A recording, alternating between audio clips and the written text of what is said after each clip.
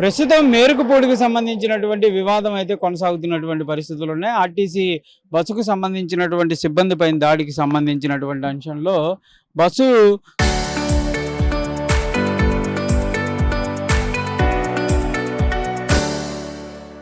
సంబంధించినటువంటి వాళ్ళు మేరుకుపూడిలో ఆపమంటూ కూడా వాళ్ళు ఒక నినాదాన్ని అయితే తీసుకొచ్చారు. అయితే ప్రజెంట్ మనం చూస్తున్నాం పల్లెకు సంబంధించినటువంటి గ్రామాల్లో ఉన్నటువంటి ఎక్కడైతే ఉందో అక్కడ ఎవరైతే దిగటానికైతే ఆపుతున్నటువంటి పరిస్థితి ఉంది, కానీ ఎక్కించుకోవడానికైతే వాళ్ళు అనుమతించడం లేదు.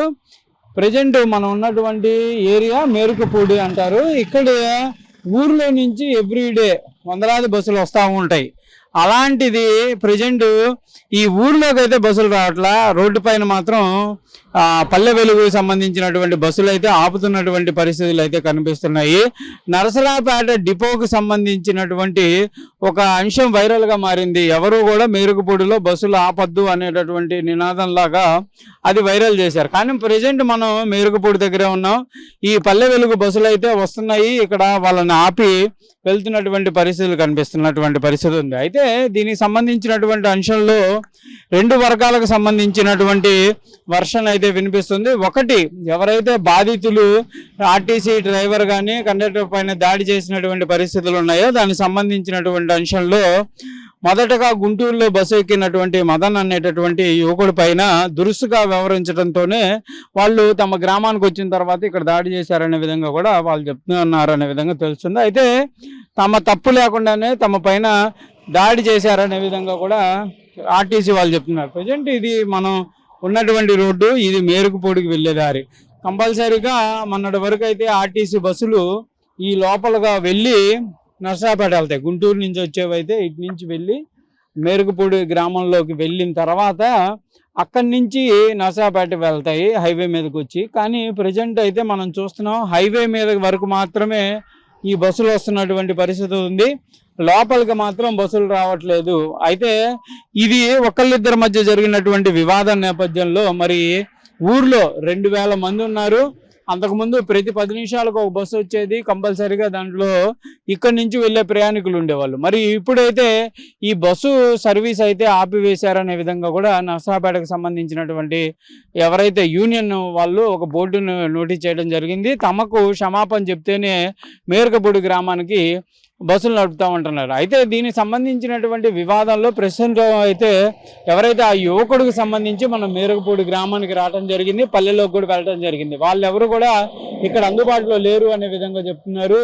దీంతో మనం వాళ్ళకి సంబంధించి ఎవరైతే ఆర్టీసీ వాళ్ళని కూడా కాంటాక్ట్ అయ్యేటటువంటి ప్రయత్నాలు కూడా చేస్తున్నటువంటి పరిస్థితి ఉంది. అసలు ఏంటి కానీ పల్లెలో వాళ్ళైతే ఒకటే చెప్తున్నారు, ఒకవేళ నిజంగా వివాదం జరిగినా ఒకళ్ళిద్దరికి సంబంధించినటువంటి అంశంలో ఇంతమంది ప్రజల్ని ఇబ్బంది పెట్టడం ఎంతవరకు సమంజసం అనే విధంగా అడుగుతున్నటువంటి పరిస్థితులు అయితే కనిపిస్తున్నాయి.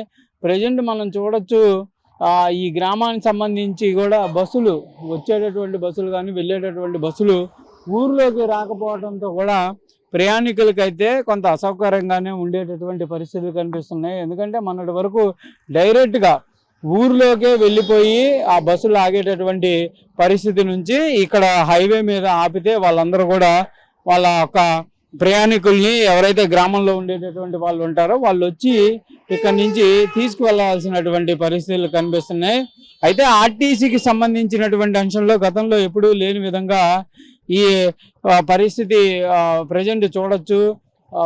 కొంతమంది ప్రయాణికులు ఇప్పుడు దిగిన వాళ్ళు కూడా వాళ్ళు బండి మీద వచ్చి పికప్ చేసుకోవాల్సినటువంటి పరిస్థితి కనిపిస్తుంది. గతంలో ఎప్పుడు కూడా ఆర్టీసీ డ్రైవర్ల పైన దాడి జరిగేటటువంటి సమయంలో కానీ లేకపోతే జరిగినటువంటి సందర్భాల్లో వాళ్ళు డైరెక్ట్గా పోలీస్ స్టేషన్కి వెళ్ళి కేసులు నమోదు చేస్తారు, తర్వాత యథాతథంగా బస్సులు నడిపేటటువంటి పరిస్థితి ఉంటుంది. కానీ ప్రజెంట్ అయితే మేరుకుపూడి గ్రామానికి సంబంధించినటువంటి అంశంలో కంపల్సరీగా మేమైతే బస్సులు నడపం అనే విధంగా ఆర్టీసీ వాళ్ళు అయితే చెప్తున్నటువంటి పరిస్థితులు కనిపిస్తున్నాయి. మొత్తంగా ఈ అంశం అనేది ప్రజెంట్ ఒక పొలిటికల్ ట్రెండ్ తీసుకునేటటువంటి అవకాశాలు ఉన్నాయంటున్నారు. ఎందుకంటే ఈ దాడి చేసిన వాళ్ళు కానీ అదేవిధంగా మిగిలిన వాళ్ళు కొంతమంది పొలిటికల్ లీడర్ల దగ్గరికి వెళ్ళారనే విధంగా చెప్తున్నారు. ఇటు ఆర్టీసీకి సంబంధించినటువంటి అంశాల్లో అయితే వాళ్ళు క్లియర్గా వాళ్ళ ఒక యూనియన్ అయితే గట్టిగా చెప్తుంది, కంపల్సరీగా ఈ అంశంలో యాక్షన్ లేకపోతే మాత్రం మేము నడపం అనే విధంగా డ్రైవర్లు ఆదేశం ఇచ్చినట్టు చెప్తున్నారు. మరి చూడాలి.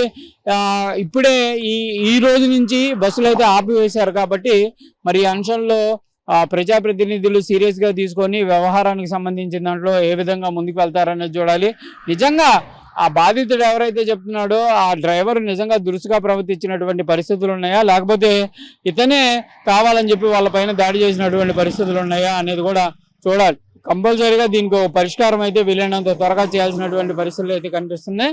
మొత్తంగా ఈ అంశం ప్రజెంట్ అయితే ఒక వైరల్ మారేటటువంటి అంశంగా ఉంది కాబట్టి మరి ప్రభుత్వం వెంటనే నిర్ణయం తీసుకుంటుందా, ఎలాంటి పరిస్థితులు ఉంటాయో చూడాలి. ఎందుకంటే కంపల్సరీగా నరసరావుపేట నుంచి మేరుకుపూడి మీదగానే పల్లె వెలుగులు అయితే వెళ్తూ ఉంటాయి. మరి అలాంటి సిచ్యువేషన్లో ఒక్క బస్సు కూడా ఊళ్ళోకి ఈరోజు వచ్చినటువంటి పరిస్థితి లేదనే విధంగా చెప్తున్నారు.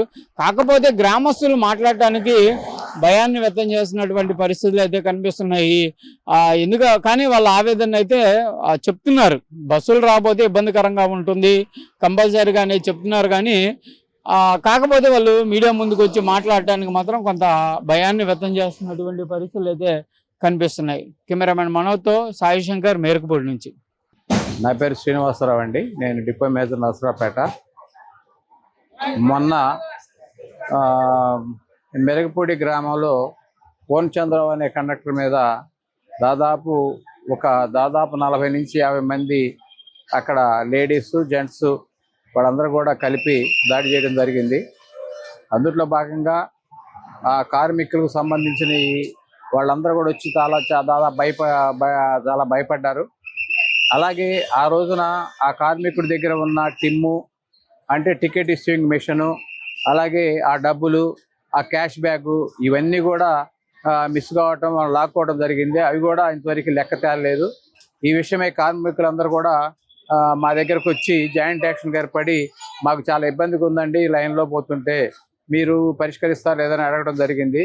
సరే, ఉన్న విషయం చెప్పాలంటే మేము జరిగిన విషయాన్ని పోలీసుల దృష్టికి తీసుకెళ్ళండి అని మేము వెంటనే అక్కడ పిరంగపురం పోలీస్ స్టేషన్కి వాళ్ళని అక్కడికి పోయి జరిగిన విషయాన్ని చెప్పమని చెప్పాము. సరే, ఆ కార్మికుడు దెబ్బలు కూడా తగిలినాయి కాబట్టి ఆ కార్మికుడు వచ్చి మొదటగా ఇక్కడ గవర్నమెంట్ హాస్పిటల్లో జాయిన్ కావడం జరిగింది. జాయిన్ అయినప్పుడు అతనుకున్న దెబ్బలతో పాటుగా వాడు రిపోర్ట్ రాసి ఇక్కడ పోలీసులు వాళ్ళకి అక్కడ పంపించారు పిరంగపురానికి. మరి పిరంగపురం పోలీస్ స్టేషన్ వాళ్ళు కూడా ఈరోజు మాకు ఎఫ్ఐఆర్ అయితే చేసి దాదాపు 18 మంది మీద వాళ్ళు ఎఫ్ఐఆర్ బుక్ చేయడం జరిగింది. మరి కార్మికులు అయితే మాత్రం ఆందోళనగా ఊరికి పోవాలంటే ఆందోళన చెందుతున్నట్టుగా మా దృష్టికి తెచ్చారు. మరి మేమైతే ప్రత్యేకంగా చెప్పలేదు, కానీ ఆ కార్మికులు భయపడి మరి ఆ గ్రామానికి వెళ్తున్నారో లేదో మాకైతే క్లియర్గా తెలియదు. మేము వెళ్ళని మాకు జాయింట్ యాక్షన్గా ఏర్పడి మేము వెళ్ళమండి, మాకు ఈ విధంగా మాకు రక్షణ లేదు అని వాళ్ళు వాపోతున్నారు.